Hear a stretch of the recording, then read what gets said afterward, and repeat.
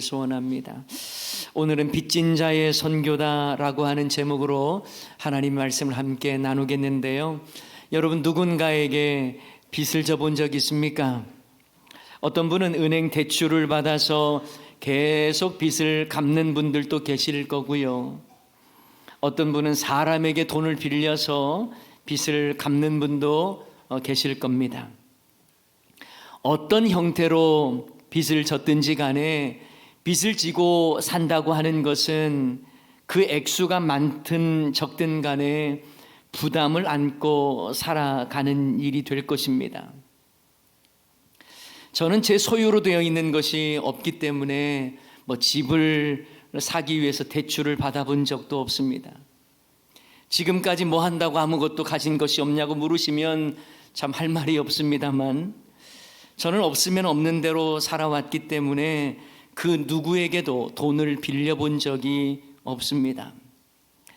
다만 예전에 부목사로 사역했을 때에 교회가 큰 예배당을 건축할 때에 건축 헌금을 드리기 위해서 마이너스 1,000만 원 통장을 한번 개설한 적은 있었어요. 그런데 제 신용으로는 마이너스 통장도 개설을 안 해주더라고요. 그래서 교회 신용으로 마이너스 통장을 발급받은 적이 있습니다. 그렇게 마이너스 인생을 살다가 교회 사임할 때의 퇴직금으로 겨우 마이너스 인생을 탈피했던 경험은 있습니다. 물론 요즘에는요, 빚을 지는 것도 능력이라고 말을 하죠.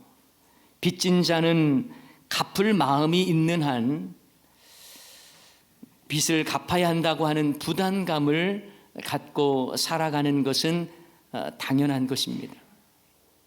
자, 그런데 성경에서는요, 빚을 지지 말라고 말씀하고요, 딱 한 가지 성경에서 장려하고 권장하는 빚이 있어요. 무슨 빚이에요? 사랑의 빚이에요.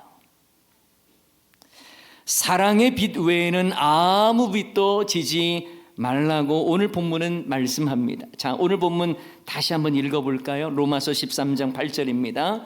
피차 사랑의 빚 외에는 아무에게든지 아무 빚도 지지 말라. 남을 사랑하는 자는 율법을 다 이루었느니라. 아멘. 성경에서 우리에게 권장하고 장려하는 빚이 있습니다. 그것은 바로 사랑의 빚이에요. 성경에서는 물질의 빚을 져라 이렇게 말하지 않습니다. 사랑의 빚을 서로 지라는 거예요. 여러분, 교회도 마찬가지입니다. 성도 간의 금전거래는 절대로 있어서는 안 됩니다.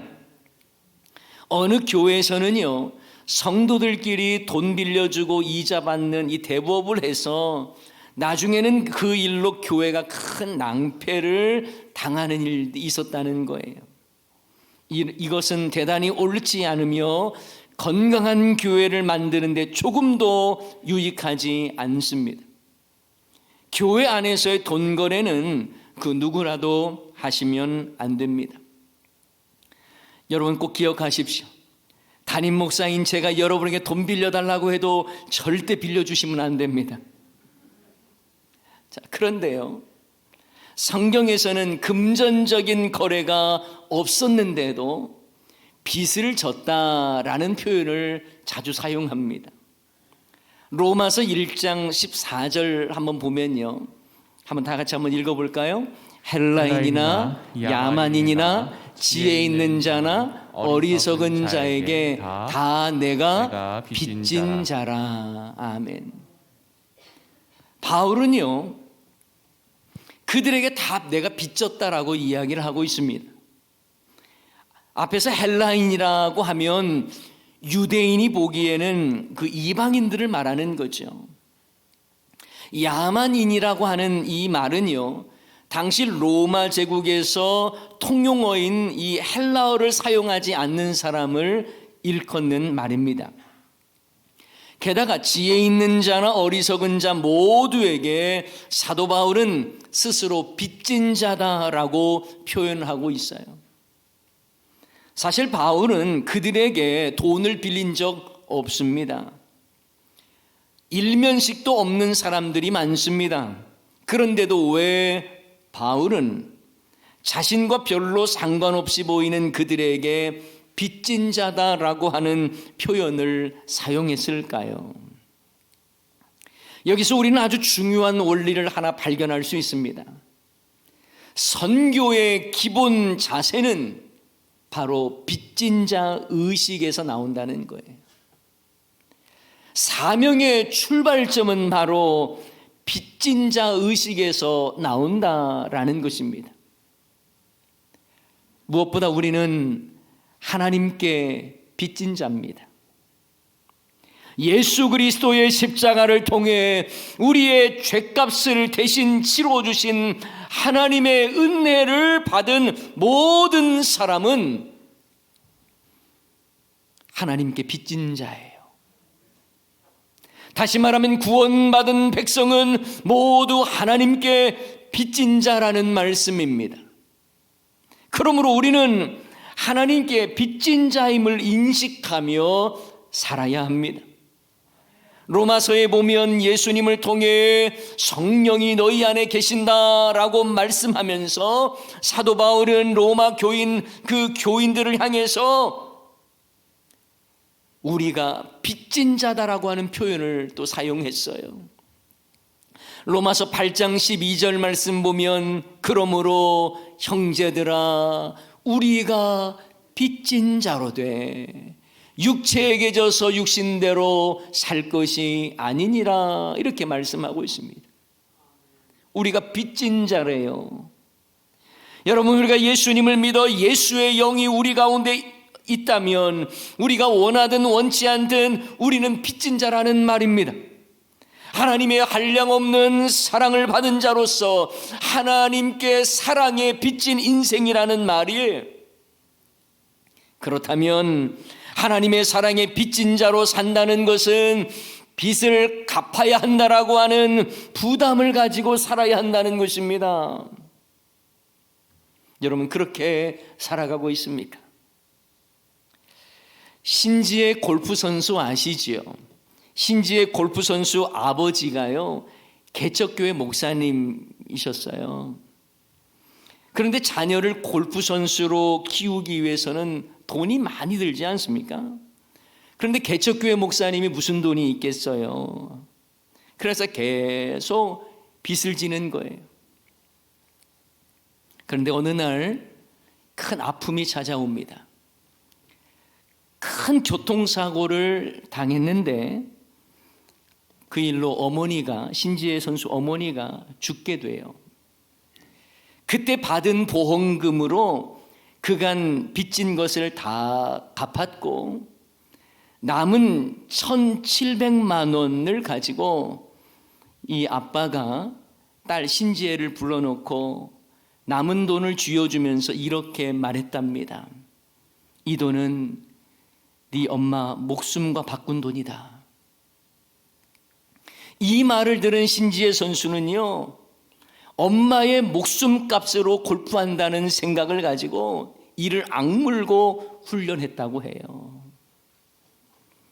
여러분, 우리도 예수님의 흘리신 보혈 그 피값으로 우리가 죄사함을 받은 자입니다.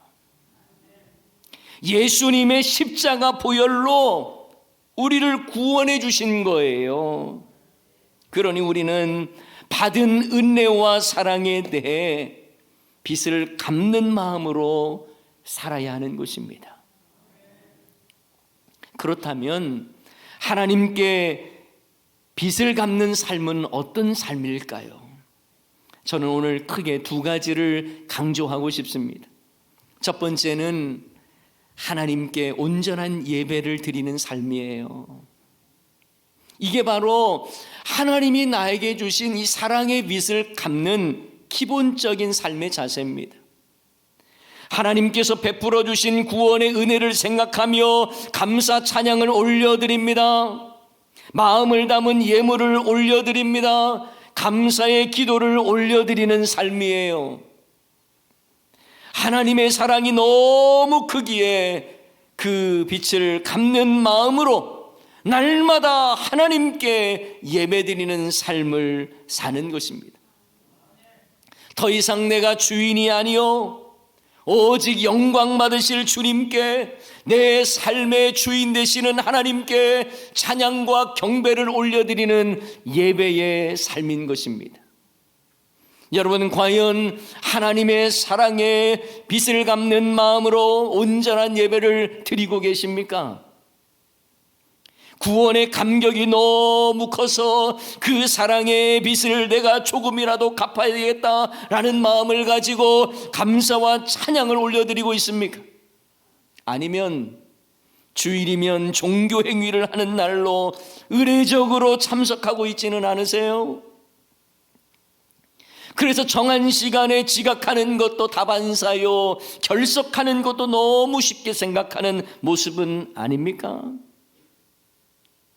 우리는 하나님의 은혜를 한량없는 은혜라고, 갚을 길 없는 은혜라고 말하면서 문제는 뭐냐면 아예 갚을 생각을 하지 않는다는 거예요.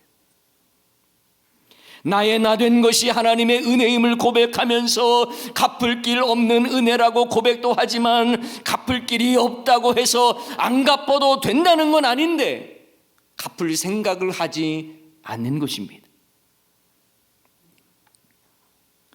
도무지 하나님의 은혜를 갚을 길이 없을지라도 늘 빚진 자의 모습으로 하나님으로부터 받은 그 사랑의 빚을 갚고자 애쓰고 수고하는 삶을 살아야 할 줄을 믿습니다. 물론 하나님은 우리가 드리는 예배가 완벽하거나 대단해서 기뻐하시는 것이 아니에요. 우리가 아무리 주님의 은혜를 갚으려고 한다고 해도 다 갚아지겠습니까? 그런데 우리가 올려드리는 이 부족한 예배, 찬양조차도 하나님은 기뻐하시는 거예요.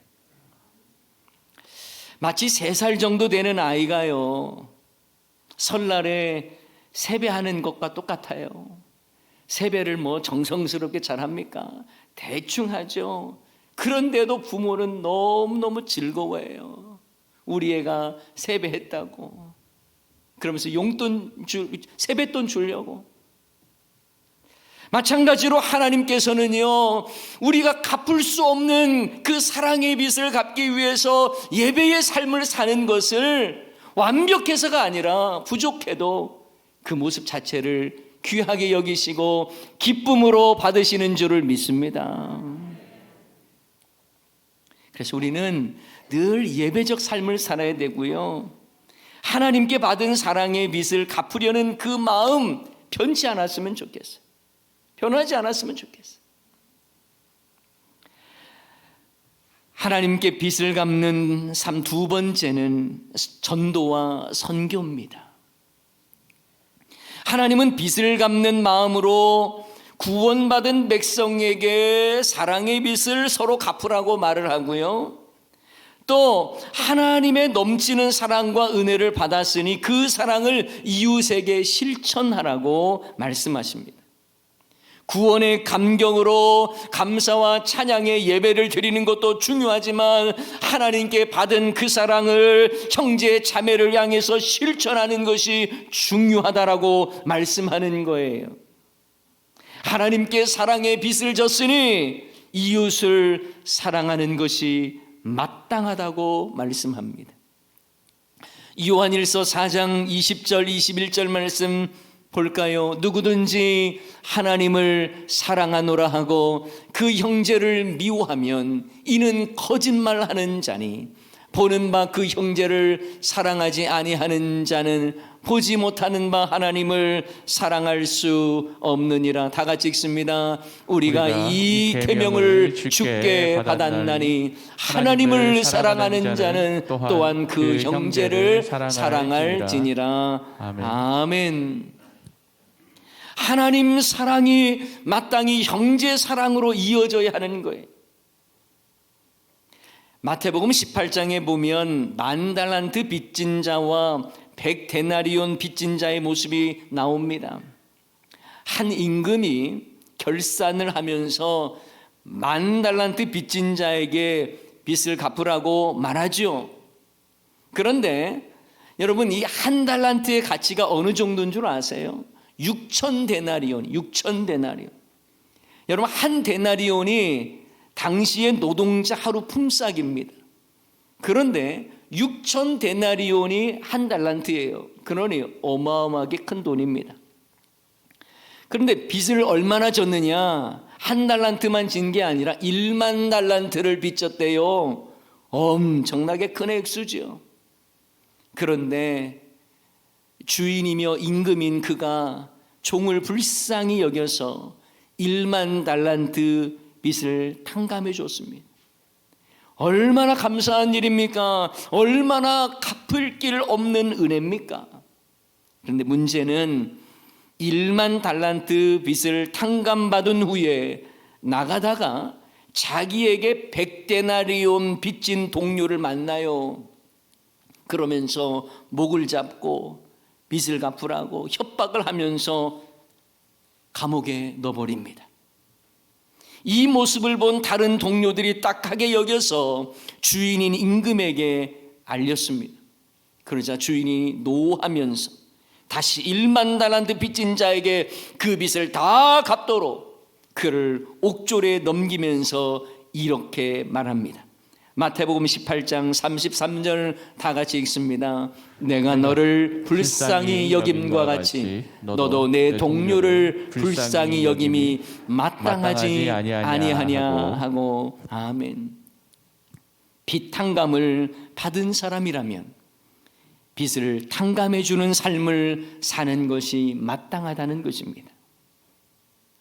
하나님의 사랑의 그 놀라운 은혜와 그 엄청난 그 양을 내가 빚졌다면, 그런데 그걸 다 주님께서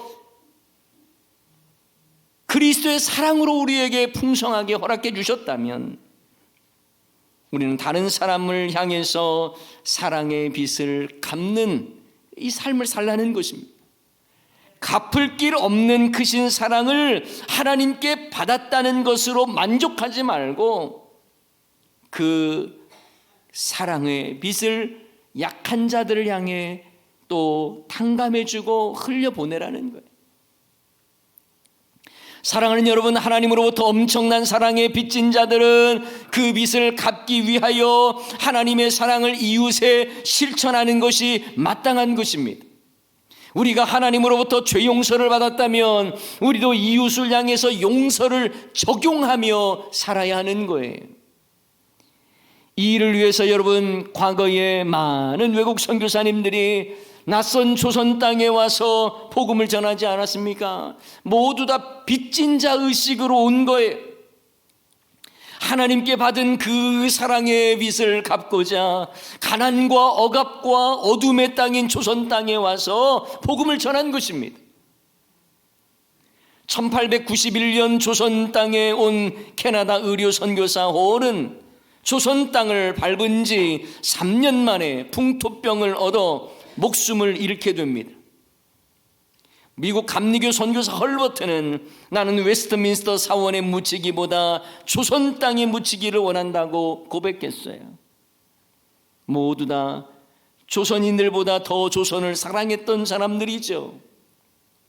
부자 나라에서 미개한 나라 조선에 힘들게 찾아온 그들, 풍토병에 걸려 아내와 자식을 잃기도 했던 그들, 낯선 이방 땅에서 코쟁이라고 놀림을 받았고 야소를 전한다고 핍박을 받으면서 순교한 그들은 왜 이렇게 무모한 삶을 살았을까요? 바로 빚진 자의 의식을 가지고 있었기 때문에 그렇습니다. 하나님의 사랑이 너무나 크기 때문에 그 사랑의 빚을 갚고자 복음을 전했던 것입니다. 그래서 복음의 풀무지와 같은 이 조선 땅에 와서 하나님의 사랑을 전했던 것이죠. 바로 이것이 증인된 삶입니다. 구원의 은혜와 베푸신 하나님의 사랑을 받았기에 이 사랑의 빚을 갚고자 애쓰는 것은 너무나 마땅한 일이라고 말씀하고 있는 거예요. 만일 돈을 빌려준 누군가가 여러분에게 계속 빚 갚아라, 독촉한다면 여러분 마음이 무겁겠죠. 얼마나 부담스럽겠습니까? 그런데 하나님은 우리에게 엄청난 사랑을 베푸셨음에도 우리에게 사랑의 빚을 갚으라고 강요하거나 겁박하지는 않으십니다. 그러다 보니 우리는 진짜 사랑의 빚을 갚는 일에 부담을 갖질 않아요. 내가 빚진 자라고 하는 의식도 별로 없어요. 하나님의 그 사랑의 빚을 내가 어떻게 갚아야 하는지 갚을 생각도 하지는 않는다는 거예요. 여러분, 하나님께서 우리에게 원하시는 삶은 받은 사랑의 빚을 갚기 위해서 주님께 받은 사랑을 전하라는 것입니다. 그 일을 위해서 하나님은 우리를 부르셨어요. 그 일을 위해서 하나님은 선교사를 보냅니다. 그 일을 위해서 하나님은 교회를 세우십니다. 이런 점에서 교회의 본질적 사명은 바로 예배와 선교에 있다고 말할 수 있습니다. 이것은 주님께서 교회를 세우신 목적과도 같습니다. 하나님께 받은 사랑의 빚을 갚으라는 것입니다. 예배를 통해서 또 선교를 통해서. 그러므로 예배와 선교는 교회의 본질적 사역이라고 말할 수 있고, 이것을 행하지 않는 교회라면 교회로서의 존재의 의미가 없다라는 거예요. 우리 교회 역시 예배와 선교라고 하는 이 본질적 사역에 최선을 다하는 교회가 되어야 할 것입니다. 무엇보다 하나님이 기뻐하시는 성령과 진리로 올려드려지는 예배, 형식적이고 의례적인 예배가 아니라 온 마음을 다하여 주님께 예배드리는, 그리고 삶이 예배가 되는 우리 대연중앙교회가 되어야 할 것입니다. 더불어서 선교에 있어서 우리 모두가 선교사임을 인식하며 사역해야 합니다. 하나님을 향한 예배자는 세상을 향한 선교사가 되어야 합니다. 이런 점에서 예배를 확장시키는 것이 바로 선교인 거예요. 우리가 드리는 이 예배가 저 이방 땅에도 주님을 알지 못하는 자들도 예배를 드리기를 원하는 마음으로 그들에게 복음을 전하는 것, 그래서 그곳에서도 예배가 드려지는 것, 이것이 바로 선교를 통해서 일어나는 거예요. 그래서 선교를 통해서 예배가 확장된다라고 말을 하는 것입니다. 우리는 12월 첫 주일이 되면 매해 선교 헌금을 작정하고 있습니다. 이 일은 하나님께서 우리에게 베푸신 사랑의 빚에 대해 작은 반응을 우리가 하는 거예요. 구원받은 자로서 마땅히 참여하는 사명과도 같은 것입니다. 그래서 저는 선교 헌금을 모든 사람이 감당해야 할 사명 헌금 이렇게 부릅니다. 선교는 특정 선교사만 하는 것이 아니라 우리 모두가 해야 하는 일이에요. 비록 우리가 열방에 직접 나가서 선교하는 선교사는 아닐지라도 선교사를 후원하고 또 우리의 삶의 현장에서 선교적 삶을 살아가면 우리도 선교사로 사는 것입니다. 최근 코로나 상황을 거치면서 우리 교회도 선교 헌금 작정이 많이 약해졌습니다. 삶이 힘들고 또 어렵고 나 살기 빠듯하고 그런 여러 가지 이유가 있겠죠. 그래서 선교사님을 돕고 미자립교회, 개척교회를 돕고 여러 복음사역 기관들을 돕는 일에 관심이 많이 약해진 것도 사실입니다. 반면에 후원을 요청하는 선교사님들은 점점 더 많아집니다. 우리 교회도 여전히 많은 선교사님과 주파송 선교사님과 또 여러 개척교회, 미자립교회, 복음사역 기관들을 후원하는 그 일을 하고 있습니다. 많은 미자립교회, 개척교회에서 보내주는 편지를 받아보면 사실 마음이 무거워요. 그리고 파송을 앞둔 여러 선교사님이 찾아와서 후원을 요청하면 참 마음에 부담이 됩니다. 그래서 최근에는 방송 설교와 지하철 홍보를 하지 않기로 정했습니다. 왜냐하면 그렇게 해서라도 선교사님들을 후원하는 걸 유지해야 하겠기에, 미자립교회, 개척교회를 후원하는 것 유지해야 하겠기에 그랬어요. 그런데 여러분, 오해하지는 마십시오.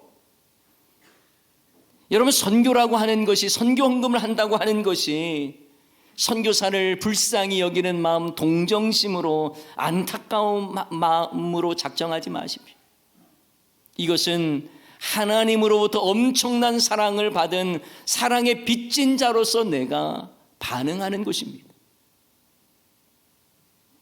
사랑의 빚진 자에게 그 사랑의 빚을 갚기 위해 마땅히 하나님께는 예배를, 사람들을 향해서는 전도와 선교를 하는 것입니다. 여러분, 갚을 길 없는 사랑이라고 갚지 않아도 되는 것 아닙니다.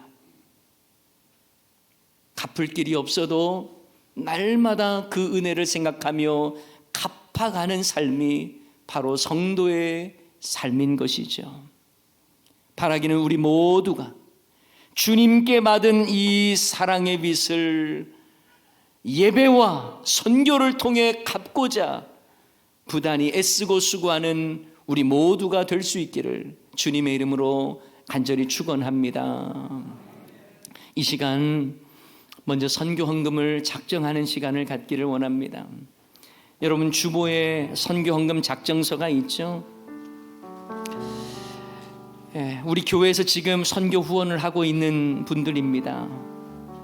주파송 선교사님 뿐만 아니라 후원 선교사님들, 그리고 기관 선교, 방송 선교, 해외 선교, 학원 선교, 국내 미자립 개척교회 사역을 하고 있습니다. 여러분, 저는 이렇게 말하고 싶습니다. 저는 다른 헌금은 그렇게 강요하지 않습니다만 선교 헌금은 부담을 가지십시오. 부담을 가지셔야 합니다. 그리고 이제 기쁨으로 하십시오. 짐으로 하거나 그냥 어쩔 수 없어서 하는 것이 아니라 기쁨으로 하십시오. 혹시 여러분 펜이나 이게 없으신 분들은 말씀하시기 바라고요. 기도하는 마음으로 작정하십시오. 그래서 정말 하나님 기뻐하시는 이 사역에 우리 온 성도들이 하나로 연합하여서 그 일을 감당하기를 소원합니다. 매월 여러분이 작정하시는 겁니다. 작정하셔서 우리 교회가 물질이 부족해서 선교를 못하는 일이 없도록 여러분께서 마음을 다해 주시기를 바랍니다.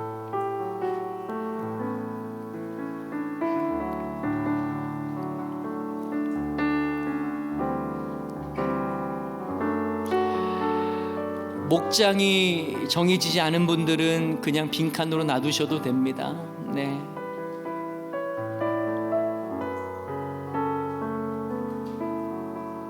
저는 우리 교회에서 가장 선교 헌금을 많이 하고 싶은 그런 의욕이 항상 있습니다. 그래서 어떻든 이것이 바로 복된 길이다라고 하는 그런 생각을 하고 있기 때문에 그렇습니다. 어쨌든 이 일에 여러분이 많이 동참하시고 마음을 쏟으시기 바랍니다. 다 되신 분들은 제출해 주시기 바라고요. 자, 우리 찬양하면서 여러분 제출하실 분들은 계속 제출해 주시기 바랍니다. 하나님의 은혜 우리 함께 고백하며 찬양하십시다.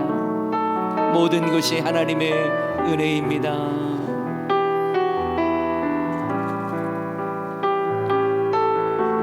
나를 지으신 이가 하나님이십니다. 나를 지으신 이가 하나님. 악보 띄워주세요. 나를 부르신 이가 하나님. 나를 부르신 이가 하나님. 나를 보내신 이도 하나님. 나를 보내신 이도 하나님. 나의 나 된 것은 하나님의 은혜라. 나의 나 된 것은 다 하나님 은혜라. 나의 달려갈 길, 나의 달려갈 길 다가도록 마지막 거울 다하도록 나로 그 십자가 품게 하시니 나의 나 된 것은 다 하나님 은혜라. 한량없는 은혜, 한량없는 은혜, 갚을 길 없는 은혜, 내 삶을 애워싸는 하나님의 은혜. 나 주저함 없이 그 땅을 밟음도 나를 붙드시는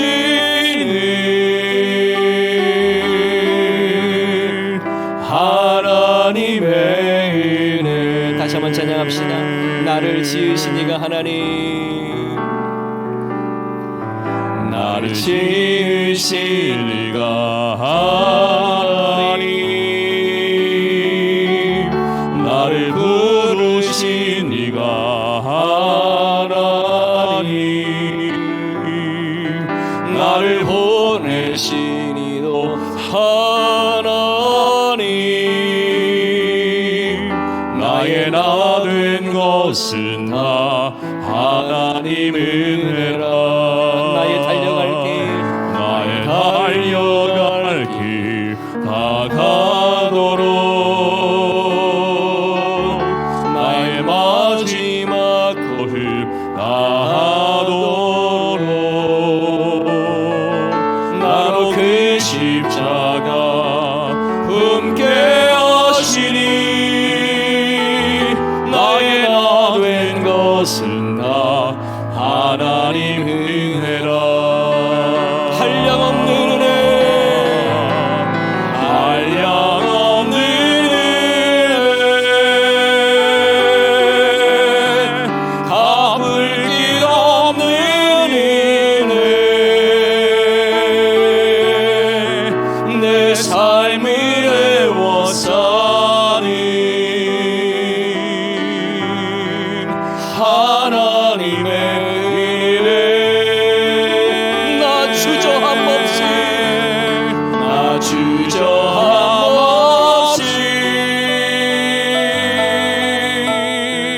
그 땅을 밟음도 나를 붙드시는 하나님의. 우리 다시 한번 한량없는 주님의 은혜를 찬양합시다. 한량없는 은혜, 갚을 길 없는 은혜, 내 삶을 애워싸는 하나님의 은혜. 나 주저함 없이, 나 주저함 없이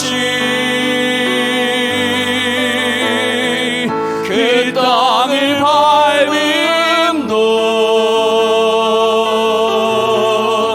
나를 붙드시는